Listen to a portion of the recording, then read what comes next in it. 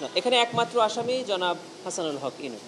এই মানবতা বিরোধী অপরাধ চালিয়ে যাওয়ার জন্য আইনশৃঙ্খলা বাহিনী এবং তার 14 দলীয় জোটের নেতাকর্মীকে উস্কানি দিয়েছেন, আদেশ দিয়েছেন। একটি ফর্মাল চার্জ মানে আনুষ্ঠানিক অভিযোগ ট্রাইব্যুনালে দাখিল করা হয়েছে। এটি আমরা ট্রাইব্যুনাল 2 এর বরাবর দাখিল করেছি।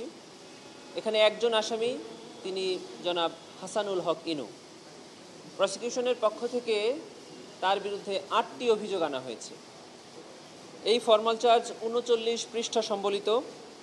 এখানে মোট 4টি ভলিউমে 1679 পৃষ্ঠার ডকুমেন্টারি এভিডেন্স আমরা দাখিল করেছি। 20 জন সাক্ষীর তালিকা আমরা দিয়েছি। অডিও ডকুমেন্টারি 3টি এবং ভিডিও ডকুমেন্ট 6টি। এরকম একটা কম্পাইলেশন আমরা ট্রাইব্যুনালে দাখিল করেছি। আজকে ট্রাইব্যুনাল 2-এ এই ফর্মাল চার্জের উপরে শুনানি হবে।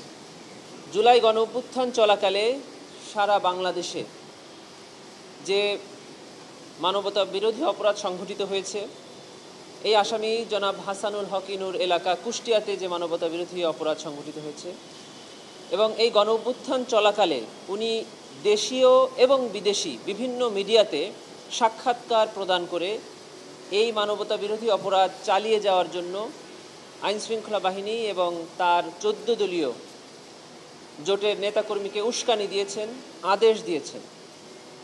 এই অভিযোগগুলো আনা হয়েছে। শুধু তাই নয়, তিনি গত সরকারের প্রভাবশালী একটি শরিক সংগঠন জাসদের প্রধান এবং ওই সরকারের একসময় প্রভাবশালী মন্ত্রী ছিলেন, এবং উনি বেশ কয়েকটি 14 দলীয় জোটের বৈঠকে উপস্থিত থেকে এই ছাত্র জনতার উপরে আন্দোলন দমনের, নিপীড়ন চালানোর জন্য যে সিদ্ধান্তগুলো গ্রহণ করা হয়েছে সেই বৈঠকে উপস্থিত ছিলেন, সিদ্ধান্ত দিয়েছেন, মতামত দিয়েছেন, ফ্যাসিলিটেট করেছেন, যেগুলো প্রত্যেকটি এই আইনের অধীনে একটি করে অপরাধ। সেই সকল অভিযোগ প্রসিকিউশনের পক্ষ থেকে ট্রাইব্যুনালে দাখিল করা হয়েছে। অপরাধের ঘটনাস্থল হিসেবে মুম্বাইকে রাখার বিষয়টা না, এখানে একমাত্র আসামি জনাব হাসানুল হক ইনু। ঘটনাস্থল বাংলাদেশের বিভিন্ন জায়গা, গোটা বাংলাদেশে এখানে ঘটনাস্থল, তার মধ্যে কুষ্টিয়া একটা আছে। আর মিরর নামে একটি সংবাদ মাধ্যমে উনি সাক্ষাৎকার দিয়ে এই আন্দোলনকারীদেরকে সন্ত্রাসী, জঙ্গি ট্যাগ দিয়ে তাদের উপরে নিপীড়ন চালানোর জন্য উস্কানি দিয়েছিলেন, সহায়তা করেছিলেন। যে সাক্ষাৎকারটি ভারতের মুম্বাইয়ে প্রচারিত হয়েছিল।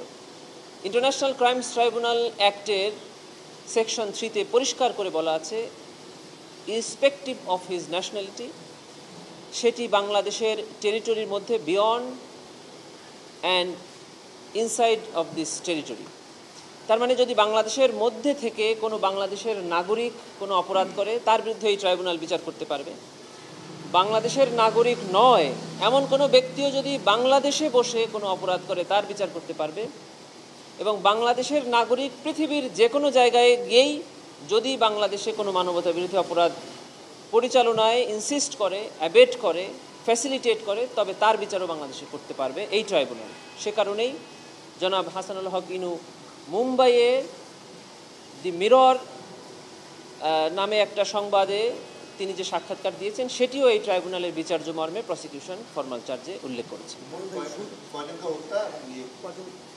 এটি শেখ হাসিনার সাথে এবং তৎকালীন সরকারের প্রভাবশালী ব্যক্তিদের সাথে তিনি ফ্যাসিলিটেট করে এই বাংলাদেশের টোটাল 1400 মানুষকে হত্যা এবং 25,000 মানুষকে আহত করার অভিযোগই তার বিরুদ্ধে আনা হয়েছে। তার বিরুদ্ধে সুপিরিয়র কমান্ড রেসপন্সিবিলিটির দায় প্রসিকিউশন এনেছে ট্রাইব্যুনাল।